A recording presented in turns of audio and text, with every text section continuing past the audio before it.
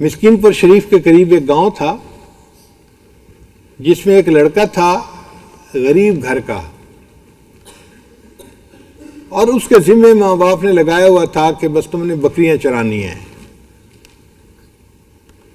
تو وہ 11-12 سال کا لڑکا تھا، صبح اٹھتا بکریاں لے کے جاتا، سارا دن بکریاں چراتا۔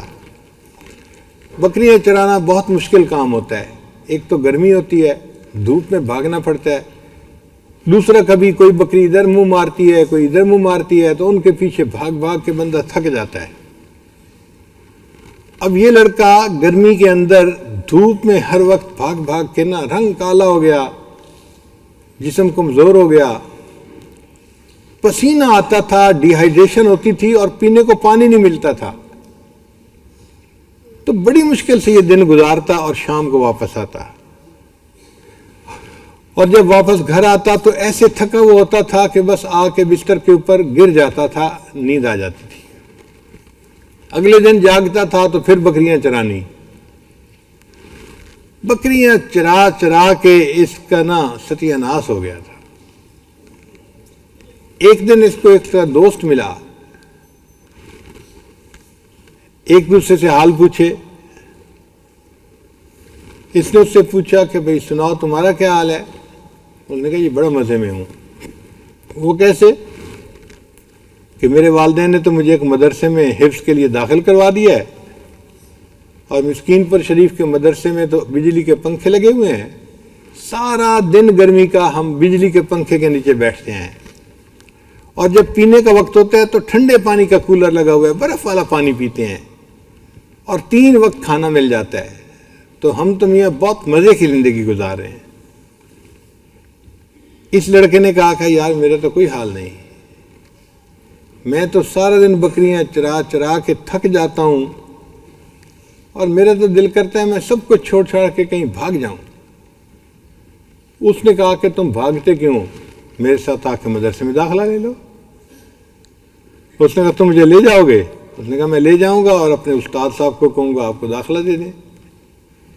لو جی، اگلے دن یہ لڑکا اپنے ماں باپ سے بھاگ کے دوست کے ساتھ مدرسے پہنچ گیا۔ دوست نے مدرسے جا کے بتایا استاد جی میرا ایک پڑوسی ہے، اس کو ماں باپ نے میرے ساتھ بھیجا ہے، آپ اس کو داخلہ دے دیں۔ تو استاد مطمئن ہو گیا کہ چلو بھائی ماں باپ نے بھیجا ہے، اس کو داخلہ دے دیتے ہیں۔ انہوں نے داخلہ دے دیا۔ اب یہ جو بکریاں چرانے والا بچہ تھا، اس نے وہاں پر قرآن پاک یاد کرنا شروع کر دیا۔ اللہ کی شان دیکھیں کہ اتنا یہ ذہین تھا، اس کو خود بھی پتہ نہیں تھا کہ میں اتنا ذہین ہوں، اتنا اچھا سبق یاد کرتا، اس کی کوئی غلطی نہیں آتی تھی، اور پھر اس کی تجوید اتنی اچھی تھی کہ یہ پڑھتا تھا تو بس کوئل جیسی آواز اللہ نے اس کو دی ہوئی تھی۔ یہ پڑھتا تھا تو بس ساری کلاس کے لڑکے اس کا قرآن سنتے رہتے تھے، یہ کتنا اچھا پڑھتا ہے۔ اب جب امتحان ہوتا اس کے 100 میں سے 101، 100 میں سے 101 نمبر۔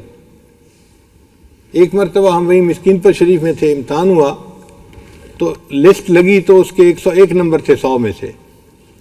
میں نے قاری صاحب کو کہا کہ قاری صاحب ہم لوگ بھی یونیورسٹی میں پڑھ کے انجینئر تو بنے ہیں، لیکن لگتا ہے کہ ہمیں آپ سے گنتی نئے سر سے پھر سیکھنی پڑے گی۔ کہنے لگے وہ کیوں؟ میں نے کہا 100 میں سے 101 نمبر کیسے آ جاتے ہیں بھائی، کل نمبر تو 100 ہیں، تو 101 نمبر کہاں سے آ گئے؟ انہوں نے کہا بھائی 100 میں سے 100 نمبر تو یہ لیتا ہے، اور اتنا اچھا یہ پڑھتا ہے کہ اس کو اعزازی طور پہ ہم 1 نمبر اپنے پاس سے دے دیتے ہیں، اس لیے 100 میں سے 101 نمبر اس کے ہوتے ہیں۔ اور واقعی ایک دن ہم نے اس کو دیکھا اپنی آنکھوں سے، عصر کے بعد بچے پڑھ رہے تھے اور میں اپنے کمرے میں بیٹھا مراقبہ کر رہا تھا، اچانک سورہ یوسف پڑھنے کی آواز آئی۔ اب مراقبے میں وہ آواز جب مجھے سنائی دی تو میں حیران، یا اللہ ایسی آواز سے اتنی اچھی سورہ یوسف کون پڑھ رہا ہے؟ تو میرے لیے مراقبے میں بیٹھنا مشکل ہو گیا، میری توجہ بار بار ذکر سے ہٹ کے قرآن کی طرف جائے، وہ یہ پڑھ رہا تھا۔ 5-4 منٹ تو میں نے کوشش کی، پھر میں نے کہا کہ بھئی اس مراقبے کا کیا فائدہ۔ میں اٹھ کے باہر آیا تو دیکھا پوری کلاس کے بچے بیٹھے ہوئے ہیں، استاد بیٹھے ہوئے ہیں، اور وہ بچہ بیٹھ کے سورہ یوسف پڑھ رہا ہے، آنکھیں اس نے بند کی ہوئی ہیں اور لگا ہوا ہے سورہ یوسف پڑھنے میں۔ جو لوگ قریب سے راستہ گزر رہے تھے نا وہ بھی وہاں کھڑے ہو گئے، اور میں جو اپنے کمرے میں بیٹھ کے ذکر کر رہا تھا، معاملات کر رہا تھا، میں بھی چھوڑ کے وہاں پہنچ گیا۔ سارے لوگ اس کا قرآن سن رہے تھے، جب تک اس نے سورہ یوسف مکمل نہیں کی کوئی بندہ وہاں سے نہیں ہلا، اتنا اچھا قرآن پڑھتا تھا۔ خیر جب اس نے وفاق کا امتحان پاس کر لیا، حافظ بن گیا، تو اس نے اپنے استادوں سے مشورہ کیا کہ استاد جی مجھے کیا کرنا چاہیے؟ استادوں نے کہا بھئی آپ بہت ذہین ہیں، بہتر یہ ہے کہ آپ ملتان چلے جائیں اور وہاں پہ عالم بن جائیں۔ تو یہ نوجوان بچہ جو تھا یہ ملتان آ گیا اور وہاں آ کے یہ عالم بن گیا۔ اب عالم بھی بن گیا اور حافظ بھی بن گیا۔ اللہ تعالیٰ کی شان دیکھیں، اب اس نے چونکہ امتحان دے دیے تھے تو اس کو واپس اپنے گاؤں جانا تھا، اور یہ ابھی بھی ڈر رہا تھا کہ میں گاؤں واپس جاؤں گا تو میرے والدین مجھے کہیں گے کہ تیرا کام ہے بکریاں چرانا، جاؤ پھر بکریاں چراؤ۔ انہی دنوں ملتان کی ایک مسجد میں قرات کا مقابلہ ہوا، اور قرات کے مقابلے کے لیے انہوں نے کہا تھا کہ جو اچھی تلاوت کرے گا اس کو عمرے کا ٹکٹ انعام میں دیا جائے گا۔ تو بڑے لوگ راہ حضرات جو تھے اس میں مقابلے میں حصہ لینے کے لیے آئے۔ اس کو بھی کسی نے بتایا تو یہ قاری صاحب بھی پہنچ گئے۔ اللہ کی شان دیکھیں کہ مسجد کمیٹی والوں نے ایک عربی شیخ کو بلایا ہوا تھا، وہ بھی کسی مقصد سے اسلام آباد میں اس سے ملاقات ہوئی تھی، کوئی عرب کے رہنے والے تھے۔ ان کو انہوں نے قاضی بنا دیا، جج بنا دیا کہ جی یہ فیصلہ کریں گے کہ سب سے اچھی قرات کس نے کی۔ سب قرآن پاک پڑھا۔ جب اس قاری صاحب کے قرآن پڑھنے کی باری آئی نا تو انہوں نے اتنا اچھا پڑھا کہ سننے والوں کا دل مو لیا، انہوں نے دل خوش ہو گیا ان کا۔ سننے کے بعد ہر بندہ کہتا تھا کہ جی سب سے اچھا قرآن پاک انہوں نے پڑھا ہے۔ اب عمرے کی ٹکٹ کا رزلٹ اناؤنس ہونا تھا، تو وہ جو عربی شیخ تھے وہ سٹیج پہ آئے اور انہوں نے کہا کہ بھئی میری ذمہ داری تھی کہ میں اناؤنس کروں کہ کون فرسٹ آیا ہے۔ تو انہوں نے اس بچے کا نام لیا کہ انہوں نے سب سے بہتر قرآن پاک پڑھا ہے، اور اس کو ایک انعام دیا جائے گا مسجد کمیٹی کی طرف سے، وہ عمرے کا ٹکٹ ہے، اور ایک انعام دیا جائے گا میری طرف سے کہ میں اس کا قرآن سن کے جو خوش ہوا ہوں۔ اس کو 2 انعام ملیں گے۔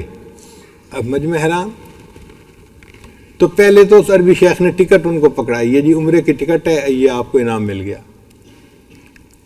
اب مجمع حیران ہے کہ بھئی اس کو دوسرا انعام کون سا ملتا ہے؟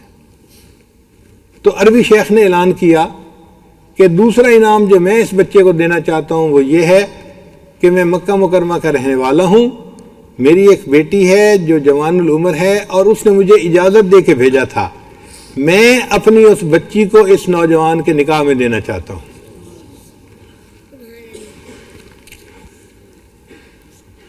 اس لڑکے نے اپنے استاد سے مشورہ کیا، استاد نے کہا تو دیہات کا رہنے والا ہے، تجھے کس نے رشتے دینے ہیں؟